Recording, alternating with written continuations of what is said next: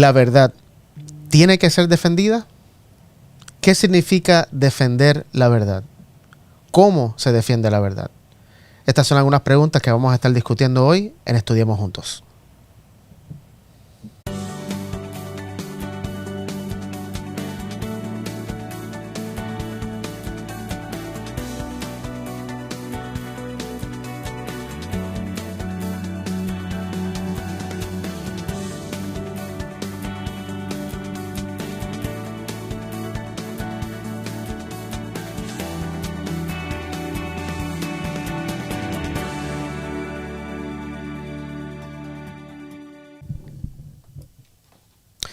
Saludos desde acá de los estudios de Forest City en Orlando, Florida. Estamos contentos de que una vez más te conectes con nosotros en otra edición de Estudiemos Juntos. Estamos hoy en la mesa de nuevo con Denar, con Joel y con Sammy. ¿Cómo están esta mañana ustedes? Muy bien, aquí contento de estar nuevamente en el panel. Buenísimo. Muy bien, las preguntas que tiraste ya nos han despertado. Sí, queremos escuchar el tema. Buenísimo. Sí, ¿no? Bueno, y el tema justo de esta semana es defendamos la verdad. Y vamos a comenzar con oración y rápidamente vamos entonces a introducir el tema. Sammy, ¿pudieras comenzar con oración? Padre, en este momento te damos toda la honra, toda la gloria. Gracias porque nos permite estar aquí compartiendo como amigos y estudiando tu palabra, Señor. Que pueda ser de bendición, que tu Espíritu Santo guíe este estudio y que no solamente para nosotros, sino que todo aquel que lo escuche puedan también recibir una gran bendición. En el nombre de Jesús. Amén. Amén. Amén. Muy bien, pues vamos a romper rápido con la pregunta. Quiero escuchar que su posición, que ustedes piensan al respecto. ¿La verdad tiene que defenderse? Quiero escuchar su opinión. ¿Qué ustedes piensan?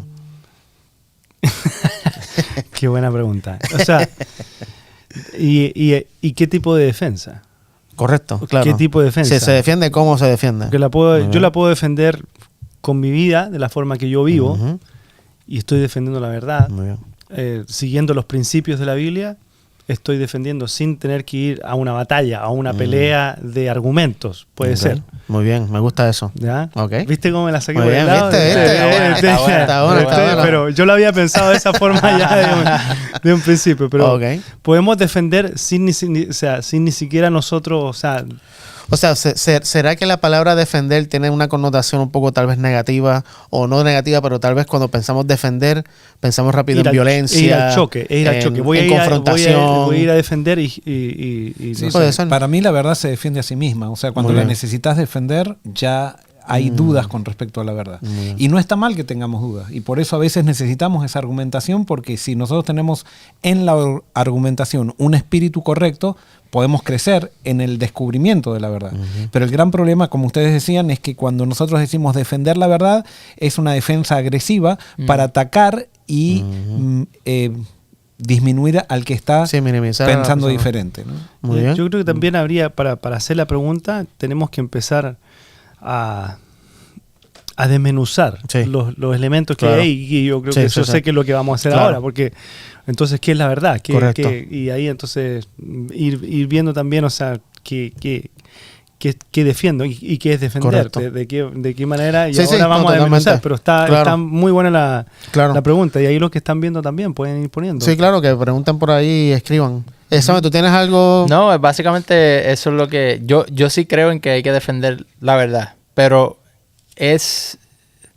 bueno, creo también lo que dice Joel, que defiende así sola, pero a veces vivimos en un contexto donde hay gente que sí puede decir alguna mentira, algo que no sea real, entonces pues uno tiene que defenderse. Yo no creo que haya nada malo con la defensa. Es cómo nos defendemos. Si lo hago con violencia, si lo hago con un mal carácter. O sea, puedes defender no de acuerdo a la verdad. ¿Cómo que? ¿Cómo puedes defender la verdad no de acuerdo a la verdad? Claro, exacto. Y entonces cuando vos defendés la verdad no de acuerdo a la verdad, te haces parte de la mentira. Exactamente. Que creo que puedes... Es como tú dices, la defensa puede ser en principio algo bueno, Pero entonces es como cuando dicen el ejemplo, una piedra es buena o es mala, es neutra, como por lo que hemos hablado. Así que puede ser que la defensa también, todo va a depender de dónde está tu corazón. Si la defensa que yo hago, por ejemplo, si a mis hijos yo lo estoy defendiendo con alguna verdad, que alguien está diciendo alguna mentira, y yo lo hago con amor, claro, no voy a atacar a los hijos tuyos, no voy a atacar, pero pienso que hay un valor en el defender una verdad. O sea, ¿Jesús defendió la verdad o no? Y por ejemplo, podemos ver que Jesús continuamente predicaba la verdad, no se la pasaba defendiendo. Su agenda Correcto. no estaba en atacar a los oponentes, a los que mentían. Defender sus puntos.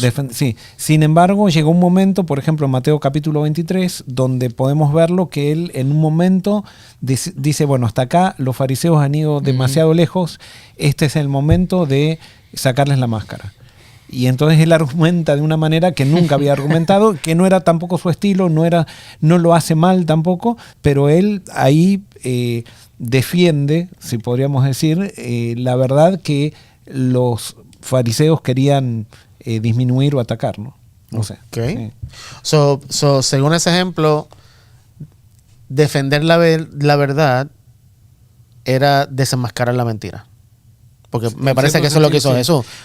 Lo mismo pasa en Gálatas con los judaizantes. Pablo, por ejemplo, cuando escribe la epístola a los Gálatas, él de alguna manera también en ese caso, con argumentos basados en el espíritu y todo eso, trata de desenmascarar el engaño al que estaban cediendo los Gálatas, ¿no? Y por eso es muy difícil esto, porque posiblemente alguien, por ejemplo, que está escuchando a nosotros piensa que estamos engañando, entonces dice hay que decir, y nosotros que estamos pensando que otra persona engaña, decimos hay que decir, y termina todo siendo una pelea. Y yo creo que esa no es, la verdad siempre te lleva a la vanguardia. Cuando realmente estás en la verdad y estás descubriendo la verdad, siempre estás a la vanguardia, no estás a la retaguardia discutiendo. Es que algo que yo digo, que pienso también el fruto que produce, ¿verdad? Porque si, por ejemplo, tú y yo tenemos una diferencia, ¿verdad? Yo estoy defendiendo la verdad, que estoy diciendo, Ángelo, estás mal, tú me estás diciendo, no, el que está mal eres tú. Pero entonces, ¿cuál es el fruto que sale de eso, verdad? Y ahí uno ve que si realmente nosotros estamos en el Espíritu, vamos a buscar la verdad juntos, a ver dónde está el Espíritu. Y Pablo a veces tenía que le bajaba fuerte a los corintios, creo que fue segundo a Corintios, que le escribe, mira, me sentía hasta mal de lo que les puse, pero después se dio cuenta que produce un fruto. Entonces, si también uno ve que algo está mal y uno no dice nada, entonces yo pienso que eso también está mal. Ok, está bueno. San Agustín, que es uno de los teólogos cristianos, uno de los early fathers que llaman de la iglesia, dicen que él escribió esto: la verdad es como un león, no necesitas defenderla, déjala libre y se defenderá a sí misma.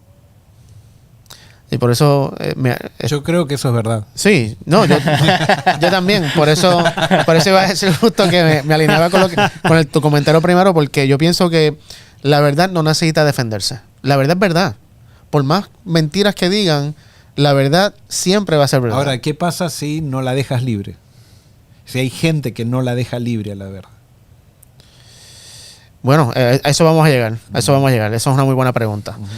Vamos a llegar a eso más adelante porque sí lo vamos a hablar. Pero siento que la verdad no necesita defenderse. Si seguimos la línea de pensamiento de la semana pasada, que estuvimos hablando de qué era la verdad, y llegamos a la conclusión de que la verdad no son una serie de creencias, no son una serie de doctrinas, de credos, de filosofía, de posturas, que la verdad es una persona que es Jesús. Entonces, haciendo la pregunta, ¿Jesús necesita que lo defendamos? No. Y entonces ahí tal vez se ve diferente. Jesús necesita que lo sigamos y que lo mostremos. Muy bien, exacto, gracias.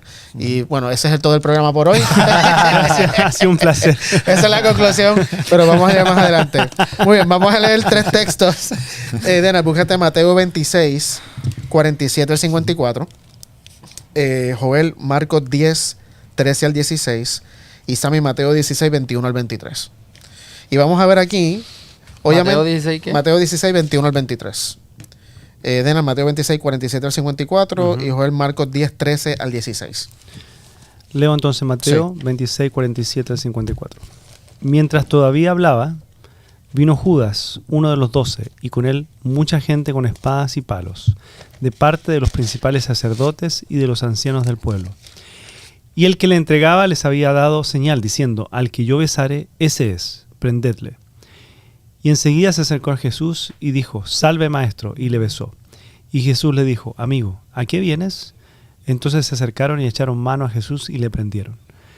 Pero uno de los que estaban con Jesús, extendiendo la mano, sacó su espada e hiriendo a un siervo del sumo sacerdote, le quitó la oreja. Entonces Jesús le dijo, vuelve tu espada a su lugar, porque todos los que tomen espada, a espada perecerán. ¿Acaso piensas que no puedo ahora orar a mi Padre y que Él no me daría más de 12 legiones de ángeles? Pero ¿cómo entonces se cumplirían las escrituras de que es necesario que así se haga? Muy bien, en mi versión, el versículo 54 dice, pedirle a mi Padre que enviara miles de ángeles para que nos protejan. Obviamente estamos hablando aquí de una protección física, literal, pero podemos aplicar el mismo principio. Si Jesús no necesita defensa física, tampoco necesita defensa teológica. No sé, yo pienso que cuando tú muestras un punto, tu punto habla por sí mismo. O sea, la lógica, la razón, y en el caso que estamos hablando, el Espíritu Santo te lleva a toda verdad, o sea, te lleva a Jesús. Así que, en este caso, Jesús mismo le dice, tú no tienes que ponerte aquí a defenderme. Si yo necesito defensa, hay ángeles que se encargan de eso. Siento que es lo que está diciendo Jesús ahí.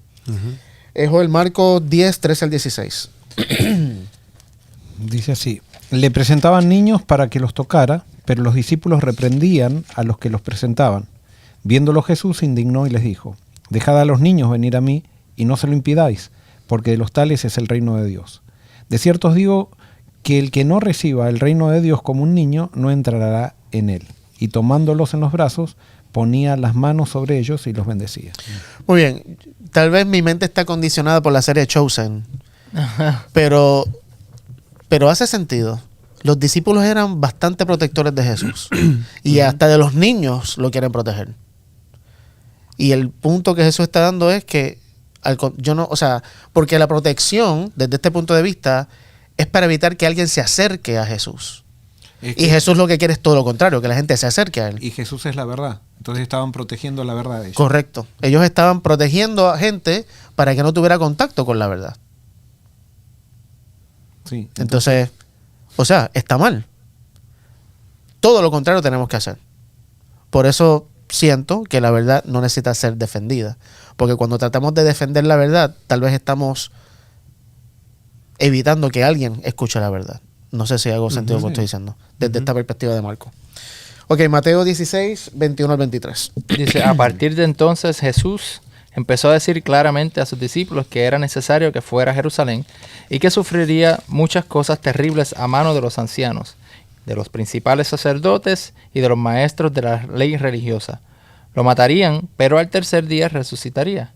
Entonces Pedro lo llevó aparte y comenzó a reprenderlo por decir semejantes cosas. Dios nos libre, Señor, dijo. Eso jamás te sucederá a ti. Jesús se dirigió a Pedro y le dijo, aléjate de mí, Satanás. Representas una trampa peligrosa para mí. Ves las cosas solamente desde el punto de vista humano, no desde el punto de vista de Dios. Muy bien, aquí Pedro está tratando de defender a Jesús de la muerte, de que sea crucificado. Y Jesús le contesta que ese deseo es un deseo satánico. Egoísta. Y que él estaba solo pensando desde un punto de vista humano y no desde el punto de vista de Dios. Todo esto para simplemente... Pero fíjate, yo digo, no sé, no es por llevar la contraria ni nada por el estilo. Tranquilo. Pero aquí yo estaba viendo, abiertos. Porque Jesús estaba defendiendo una verdad. ¿Qué verdad? De que él tenía que morir. De que él tenía que morir. Entonces, él defendió esa verdad. ¿Cómo la defendió? Hablándole a Satanás, no a Pedro, hiriendo a Pedro. Él no hirió a Pedro, él hirió al que produjo esa mentira. Pero él no dejó, como se defiende sola, pues yo no voy a decir nada. Ok, muy bien. Defender la verdad no implica quedarse callado todo el tiempo. No. Ok, muy bien. Eso es un principio. Que yo entiendo de que claro. Sí, la verdad se defiende sola, pero yo pienso que hay casos en que uno, con amor o con autoridad o lo que sea, que hay que utilizarlo. No lo veo mal. O sea, hay que denunciar la mentira. Sí. Yo pienso que en algunos casos sí, claro. Ok, muy bien. ¿Qué significa denunciar la mentira? Porque entonces nos podemos tener este foro para en vez de estudiar la palabra, denunciar mentiras. Fulano está mintiendo, fulana está mintiendo. Y así defendemos la verdad. Ahora, ¿por qué Jesús lo hizo? ¿Y cuál fue el resultado que causó en Pedro? Porque eso hay que ver también. O sea, ¿por qué Jesús, digamos, le puso ese punto a Pedro?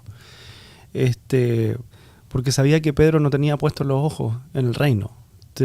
Sabía que Pedro tenía puestos los ojos en un reino de acá. ¿Qué es lo que él quería hacer? Que quería ser importante, que quería, en cierta manera, aprovecharse de Jesús, de la influencia, claro, y su poder. Entonces lo que Jesús denuncia es eso, que Pedro no tenía los ojos puestos en donde los tenía puestos Jesús.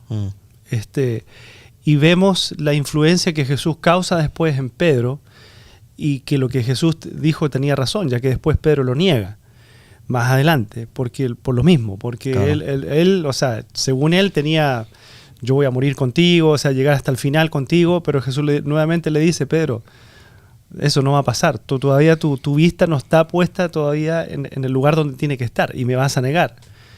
Entonces, vemos después el resultado que produce también esa denuncia que hace Jesús de defender la verdad, digamos, de que él tenía que de lo que tenía que padecer y todo lo que tenía que pasar, que le dice a Pedro, pero vemos el resultado que se produce en Pedro. Ahora, no fue un punto para decir, tú estás equivocado, yo tengo razón, sino que es, mira dónde tú estás, mira dónde tienes los ojos, y mírame a mí, y donde yo estoy, y donde tengo mis ojos. Desde esa perspectiva, Jesús no se está defendiendo,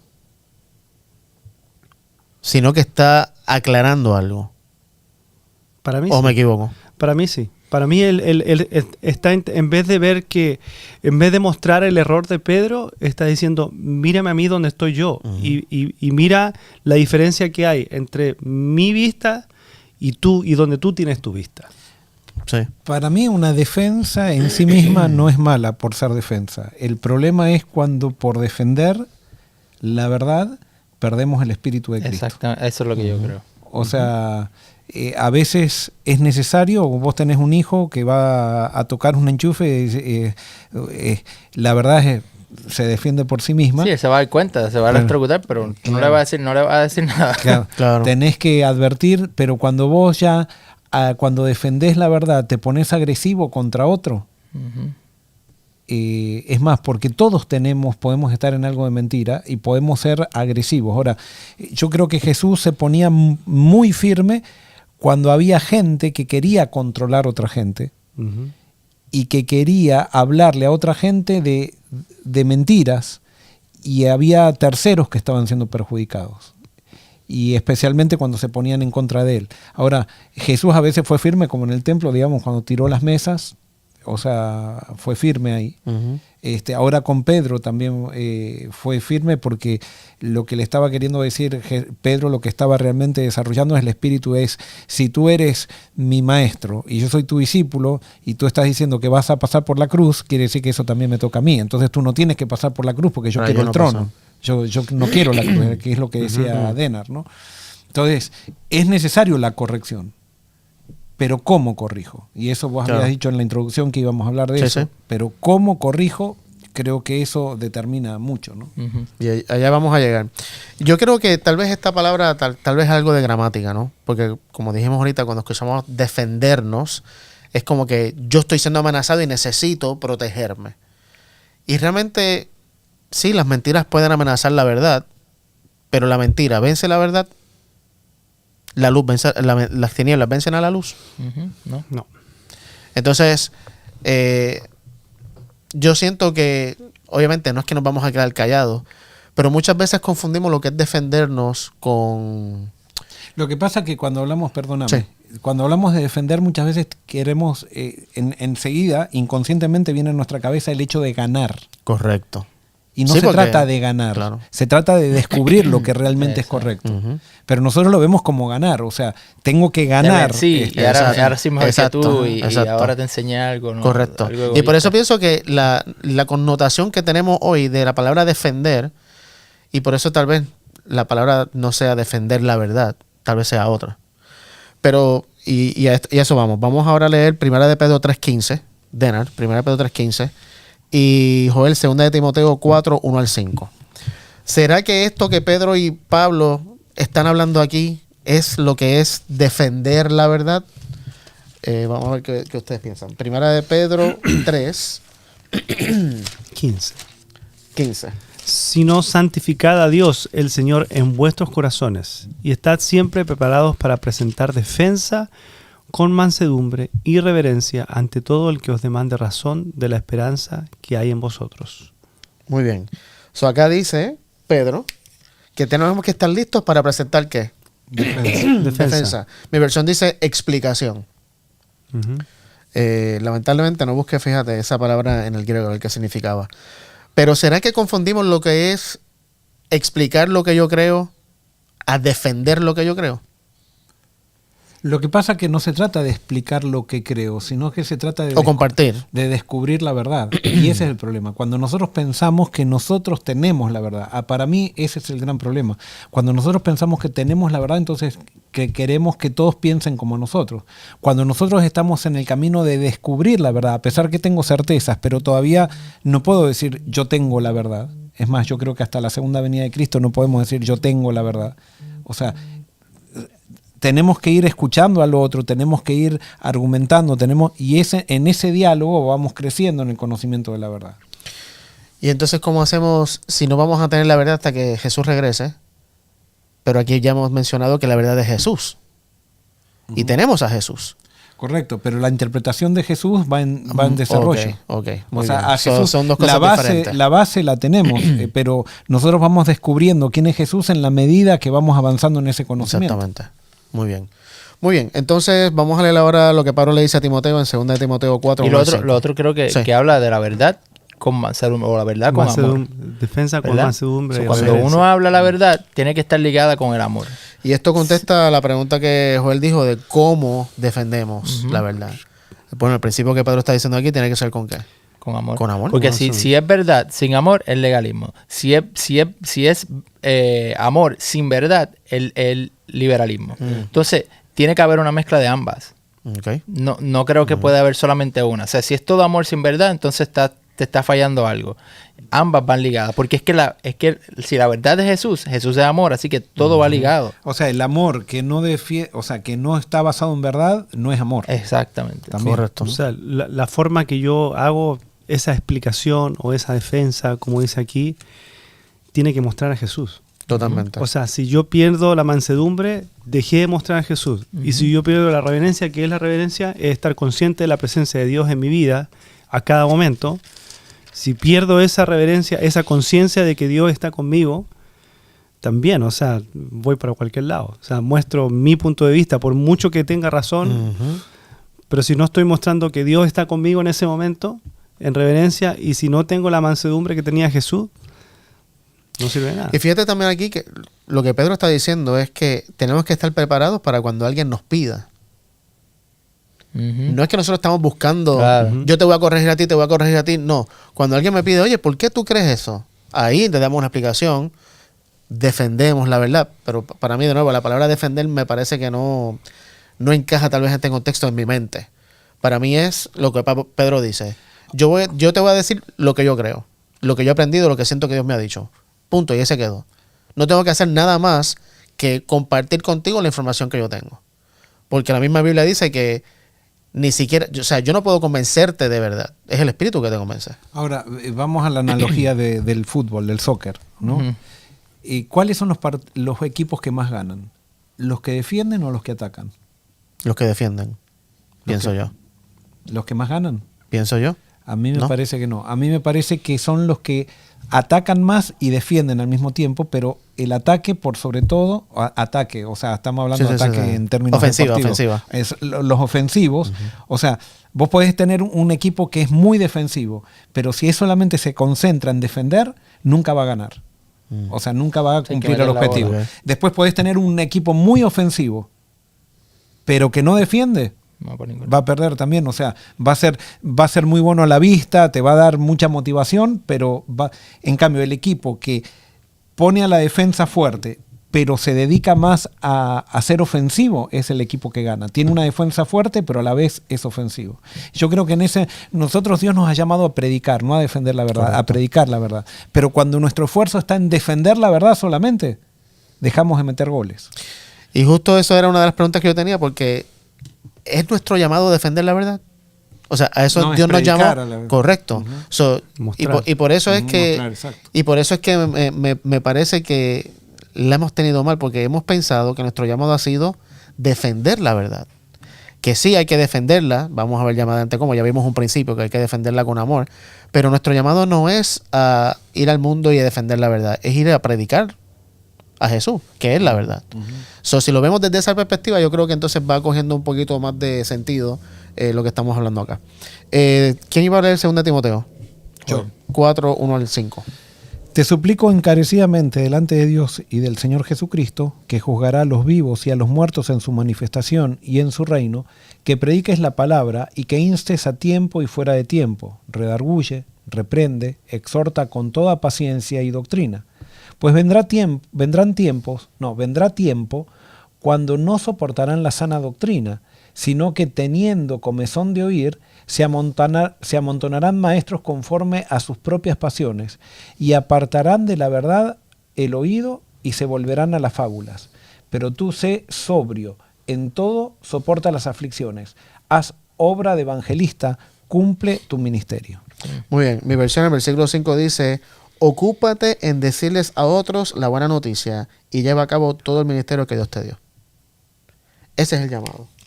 Es ocuparnos en ¿qué? En decirles a otros lo que es el evangelio. En predicar el evangelio. En ese proceso hay explicaciones que hay que dar porque la gente va a tener preguntas, pero de nuevo, para mí el predicar el evangelio no es defender el evangelio. Bueno, una de las cosas que dice Pablo acá dice, pues vendrá tiempo cuando no soportarán la sana doctrina. Y eso para mí es clave. No sé cómo dice en tu versión eso, en el versículo 3. Llegará el tiempo en que la gente no escuchará más la sólida y sana enseñanza. Claro, yo he notado que cuando se predica la sana doctrina o el evangelio en una iglesia, hay gente que no la soporta. Y no necesitas ni perseguirla ni nada. Claro. O sea, se va, no la soporta. ¿Y cuál sería la sana doctrina? Es el evangelio. Nada más que nosotros pensamos que predicar la sana doctrina es hablar en contra del error. Y hablar la sana doctrina es hablar de la verdad. Y ese es el gran problema. El énfasis tiene que estar en la ofensiva, no en la defensa.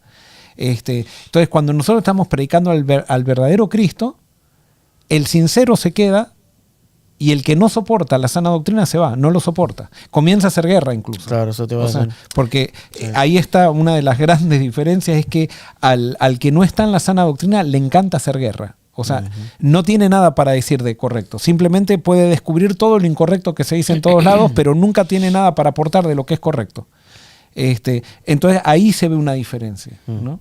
Quería comentar porque cuando Roberto estaba hablando de lo del fútbol, de la defensa, pensé en el baloncesto, que es lo que es lo que a mí me gusta.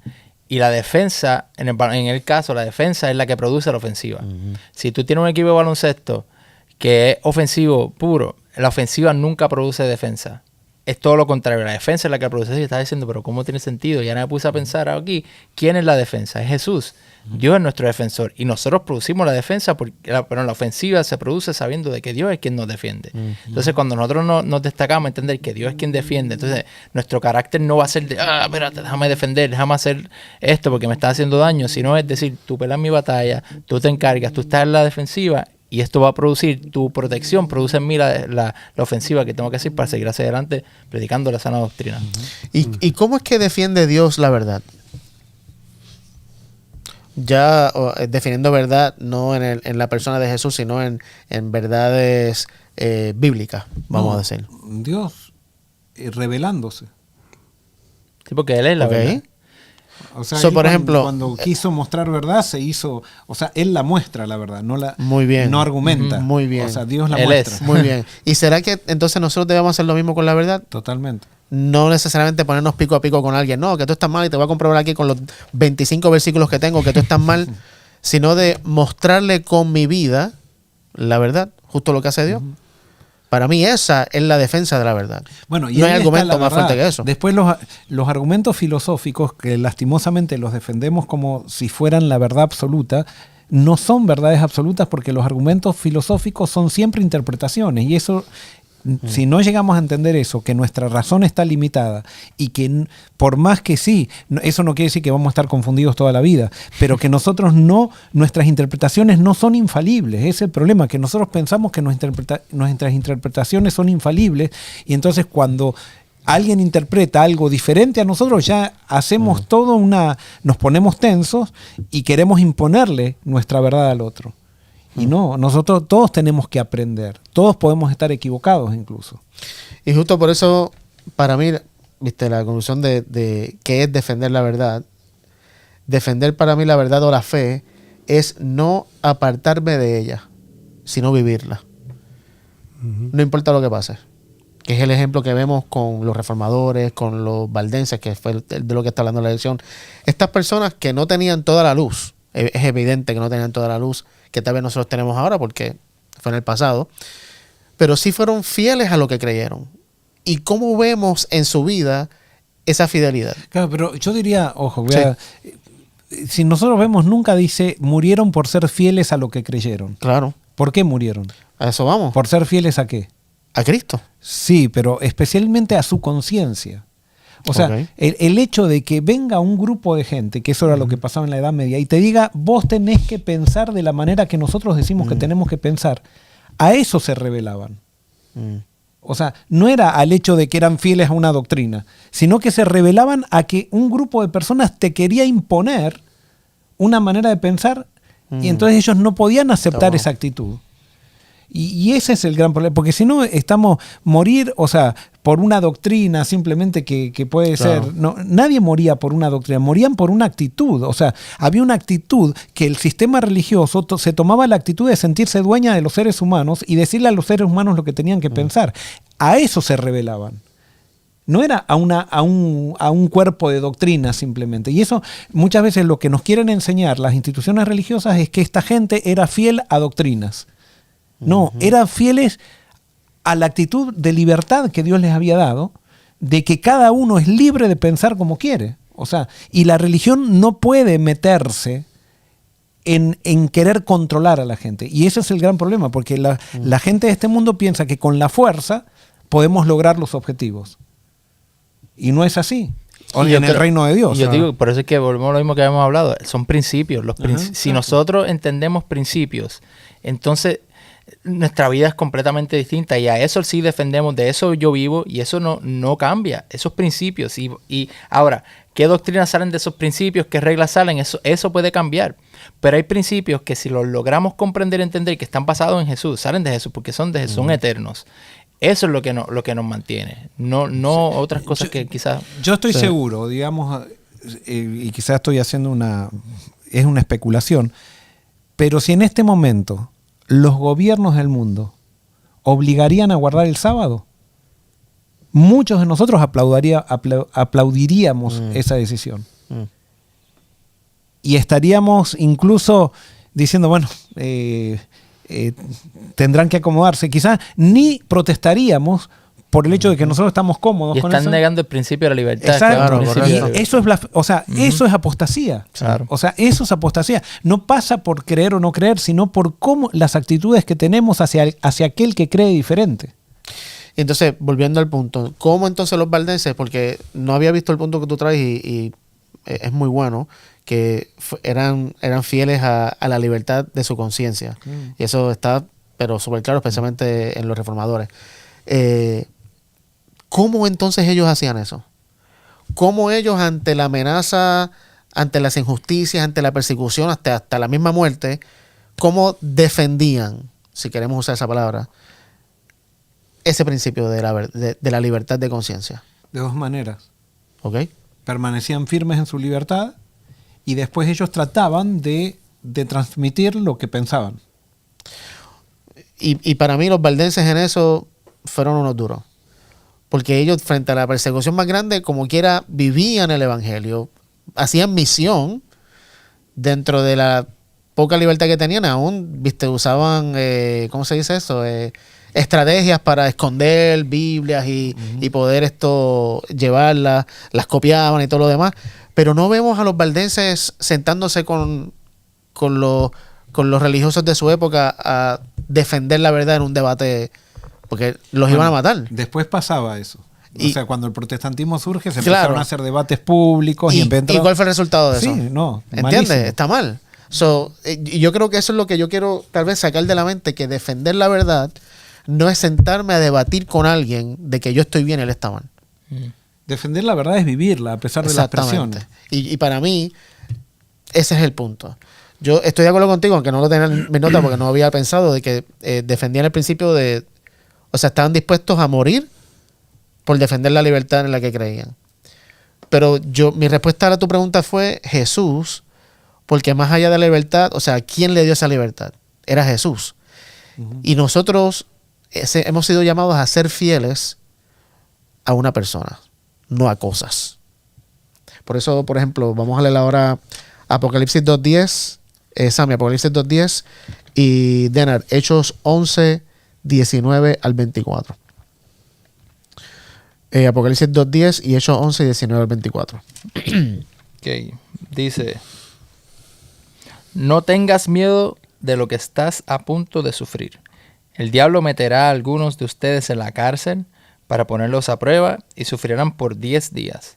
Pero si permaneces fiel, incluso cuando te enfrentes a la muerte, te daré la corona de la vida. Ok, si permaneces fiel, ¿a qué se está refiriendo Jesús ahí? ¿Permanecer fiel a qué? A Él. A Él. Permaneces fiel a mí y yo te voy a dar la corona de la vida. O sea, Jesús nos pide fidelidad. Que de paso, me acordé estudiando esto, leyendo un texto de que fidelidad es un fruto del Espíritu. O sea, yo ni siquiera puedo ser fiel a Dios si Dios no me da su Espíritu para serle fiel. Y eso es lo que Él me pide. Sé fiel. En otras palabras, yo te voy a capacitar, te voy a dar mi Espíritu para que tú te mantengas fiel a mí. ¿Y qué es fidelidad a Dios? No cambiar, amarlo. Por ejemplo, cuando nosotros le somos fiel a nuestras esposas, ¿qué quiere decir eso? Que no tenemos ojos ni vista. Es nuestro primer valor. Claro, es la prioridad, es lo que a esto le voy a dedicar todo. Yo creo que es ser como Él. O sea, seguir imitándolo Para a mí Él. ese es el punto. Porque yo dejo de imitarlo a Él y dejo de ser fiel inmediatamente, me desconecto. Es tener esa conexión de estarlo mirando, decir, quiero ser como Jesús. ¿Y cómo puedo ser? Teniendo el Espíritu, que me vaya mostrando y aprendiendo. Pero yo dejo esa desconexión y ya, listo, ya me voy para otro lado. O sea, esa fidelidad yo creo que es mirarlo a Él para querer ser como Él. Y para mí eso es defender la verdad. Cuando imitamos a Jesús, estamos defendiendo la verdad porque es Jesús. ¿Qué dice Hechos 11, 19 al 24? Ahora bien, los que habían sido esparcidos a causa de la persecución que hubo con motivo de Esteban, pasaron hasta Fenicia, Chipre y Antioquía, no hablando nadie la palabra, sino solo a los judíos. Pero había entre ellos unos varones de Chipre y de Cirene, los cuales, cuando entraron en Antioquía, hablaron también a los griegos, anunciando el evangelio del Señor Jesús. Y la mano del Señor estaba con ellos, y gran número creyó y se convirtió al Señor. Llegó la noticia de estas cosas a oídos de la iglesia que estaba en Jerusalén, y enviaron a Bernabé que fuese hasta Antioquía. Cuando llegó y vio la gracia de Dios, se regocijó, y exhortó a todos los que con propósito de corazón permaneciesen fieles al Señor, porque era varón bueno y lleno del Espíritu Santo y de fe, y una gran multitud fue agregada al Señor. O sea, Bernabé llega allí y le exhorta a todos que sean fieles, pero como dice ahí, con algo de corazón. Al propósito de corazón. Y exhortó a todos que con propósito de corazón, permaneciesen fieles al Señor. O sea, no sé, yo interpreto eso de todo corazón. O sea, da tu todo fiel al Señor, fiel a Jesús, que es el otro punto que muchas veces mezclamos. Pensamos que ser fiel a Jesús es lo mismo que ser fiel a unas creencias. Y sí puede ser. No estoy diciendo que no, pero tú puedes ser fiel a unas creencias y serle infiel a Jesús. ¿Sí? Sí, vos podés ser un país y no ser fiel a Jesús. Correcto. Ahora, en el ejemplo que pusimos al principio, el texto que leímos hace un momento atrás de cuando Jesús es arrestado, Pedro, ¿no? Que saca la espada. Sí. estaba siendo fiel ahí, porque estaba fiel ahí, porque estaba con Jesús, no se fue para ningún lado, no se arrancó, estaba ahí y dijo, yo lo voy a defender. Claro. Pero no estaba mostrando a Jesús en la forma de defenderlo. Buenísimo. Y Jesús ahí le dice, o sea, Pedro, o sea, no es así, no es con espada, no es con violencia. Exactamente. No me estás mostrando a mí. Pedro creía que estaba siendo fiel, yo, Señor, te voy a acompañar hasta la muerte y te voy a defender. Y él pensaba que lo estaba defendiendo, pero no lo estaba mostrando. Y ahí Jesús lo deja muy claro. Y cuando se vio que entonces no era su manera, entonces ahí se fue. Se fue un cobarde. Y ahí se muestra de lo que hizo también Jesús anteriormente, cuando le dice, aléjate de mí, Satanás, cuando Pedro lo está tratando de convencer. O sea, ahí Jesús, ahí se ve que de la forma que Jesús defendió la verdad, digamos, correcto, en ese sentido, que defendió, era, pero no me estás mostrando a mí. Para mí, exacto, el que defiende la verdad con violencia no está convencido de la verdad que defiende. Totalmente, no está totalmente convencido. Y por eso tiene que agregarle fuerza, claro, para poder decir, o sea, de alguna manera te tengo que convencer porque no tengo suficiente convicción yo de la verdad, entonces tengo que imponértelo. Exactamente. Bueno, hemos estado hablando hoy de qué es la verdad, si la verdad hay que defenderla, cómo se defiende la verdad, y creo que hasta ahora, por lo menos yo me he disfrutado mucho la conversación. Volvemos de nuevo al punto, defender la verdad es compartir la verdad. Para mí, eso es algo que aún en la lección, incluso en la parte del miércoles, hay una cita que quiero leer que me llamó mucho la atención, porque está hablando de John Wycliffe. Y dice que John Wycliffe dedicó su vida a traducir la palabra de Dios al inglés solo por 2 razones. El Cristo viviente lo transformó mediante la palabra y el amor de Cristo lo motivó a compartir con los demás lo que había aprendido con otros. Eso es defender la verdad. Es compartir lo que Dios me ha dado y vivirlo. Y por eso cuando tú ves a todas estas personas, o a la mayoría de ellas, no ves que ¿cómo podemos decir? Porque ya lo mencionamos ahorita, pero cuando ellos vivían lo que predicaban, defendían la verdad. Cuando usaban métodos humanos para defender la verdad, fracasaban. Y yo creo que nosotros hoy, el llamado que siento que Dios nos está diciendo es a que recordemos cómo se defiende la verdad. No es con palabras, es con actitudes. Si yo reflejo a Jesús, donde quiera que vaya estoy viviendo la verdad y va a ser evidente lo que es la verdad, porque Jesús es la verdad. ¿Qué más tengo aquí? Defender la verdad no es discutir con alguien o estudiar con alguien para mostrarle lo equivocado que está y lo correcto que yo estoy.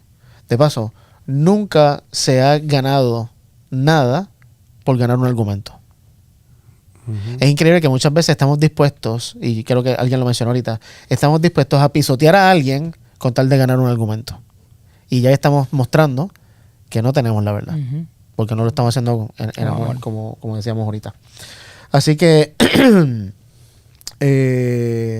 sí, eso es lo que tengo. ¿Qué más tengo acá? ¿Qué es defender la verdad? 4 puntos. Para mí, defender la verdad o la fe es permanecer fiel a Jesús. 1. ¿Qué es defender la verdad? Es compartir el evangelio, las buenas noticias de Dios revelada en Jesús. Eso es defender la verdad. Es creer en Jesús, tenerlo o poner nuestra esperanza en Él. Y hay 3 textos que quiero leer ahora, y con esto ya vamos a ir cerrando. Juan 5:24. ¿Quién lo lee? ¿Quién le toca leer? Dena, Juan 5:24. Joel, Juan 11:25 y 26. Y Sammy, 1 de Juan 5:11 al 13. Juan 5:24 dice: de cierto os digo, el que oye mi palabra y cree al que me envió, tiene vida eterna y no vendrá a condenación, mas ha pasado de muerte a vida. Muy bien, estos 3 versículos para mí la palabra clave va a ser creer. Jesús está creer. ¿Será que creer es una manera de defender la verdad? Bueno, porque lo estás viviendo. Si hablamos de que defender la verdad es vivencia. O sea, si no crees, no vivís. Muy bien. O sea, si creo en Jesús y Jesús es la verdad, entonces estoy defendiendo la verdad. O sea, la creencia es importante. Ahora, ¿en qué creo? O sea, por ejemplo, si yo creo que Dios me perdona, yo voy a actuar como si Dios me perdonara. Si no creo que Dios me perdona, correcto, yo voy a actuar como si Dios no me perdonara. Si yo creo que Dios es amor, entonces voy a actuar como lo que Dios es, pero si no amando. Pero si yo creo que Dios no es amor y condenador, entonces yo voy a condenar, voy a... Muy bien, perfecto. Juan 11, 25 y 26. Dice así: le dijo Jesús: yo soy la resurrección y la vida. El que cree en mí, aunque esté muerto, vivirá. Y todo aquel que vive y cree en mí no morirá eternamente. ¿Crees esto? Muy bien, de nuevo, creer. El que cree, aunque muera, vivirá. Mira. De nuevo, ¿creer en quién? Jesús. En Jesús. Y por eso todas estas personas que murieron, perseguidas, injustamente, maltratadas, torturadas, todo lo demás que murieron, se cumplió lo que dice Apocalipsis 2:10. Sé fiel hasta la muerte y yo te daré alguna vez. Sé fiel a mí. Y por eso no me saco de la mente que esta gente murió creyendo en Jesús. O sea, estuvieron dispuestos porque creían en Jesús, en quién era Dios a través de Jesús, que dijeron, no me importa. Yo voy a permanecer fiel a lo que este Jesús me ha enseñado. Con todas las equivocaciones que tenían, pero fueron fieles a lo que ese Jesús le enseñó y estaban dispuestos a morir por eso, aún hasta la muerte. Y entonces, primera de Juan 5, 11 al 13. Dice, y este es el testimonio que Dios ha dado. Él nos dio vida eterna, y esa vida está en su Hijo. El que tiene al Hijo tiene la vida. El que no tiene al Hijo de Dios no tiene la vida. Les he escrito estas cosas a ustedes que creen en el nombre del Hijo de Dios, para que sepan que tienen vida eterna. Muy bien. Creer en Jesús nos da vida eterna. Es lo que mismo Jesús dijo en Juan 17:3. Esta es la vida eterna, que te conozcan a ti, el único Dios verdadero, es Jesucristo, a quien tú has enviado. Así que para mí esa es la conclusión. ¿Cómo defendemos la verdad? Viviendo la verdad como está en Jesús. Obviamente también aplicamos los textos que vimos en Pedro y en Timoteo, de que cuando alguien nos pregunte sobre nuestra fe, sobre las verdades bíblicas que creemos, tenemos que estar listos para dar una explicación. ¿Por qué creemos lo que creemos? Es muy importante. Pero nuestra misión principal no es andar por el mundo defendiendo lo que yo creo. Y creo que cuando alguien nos cuestiona, no podemos perder el control de... O sea, claro, simplemente alguien nos cuestiona, explicamos y se acabó. Porque nuestro deber no es convencer a nadie, es el Espíritu el que convence, si es que realmente estamos hablando la verdad. Por eso, y yo tengo que ser muy intencional con eso, porque muchas veces yo, en mi deseo, quiero convencer, no, pero es que no lo ves como yo lo veo. Y no, es simplemente compartir, mira, así es como yo lo veo. Si la otra persona lo entendió o no lo entendió, en inglés diríamos, it's not my business. Eso es problema de Dios. Dios se encargará con el Espíritu de hacer lo que quiera hacer. No solo en esa persona, en mí también. Porque puede ser que yo esté enseñando algo o explicando algo que está totalmente equivocado. Y tengo que estar dispuesto a que el Señor, tal vez a través de la otra persona, me revele a mí una verdad. ¿Estamos dispuestos a eso? Muchas veces nos sentamos un poco arrogantes diciendo, bueno, siéntate aquí que te voy a enseñar realmente, cuando hay mucho que podemos aprender. Así que nada, no tenemos ya tiempo para más. Gracias, Sammy, Joel, Denar, como siempre.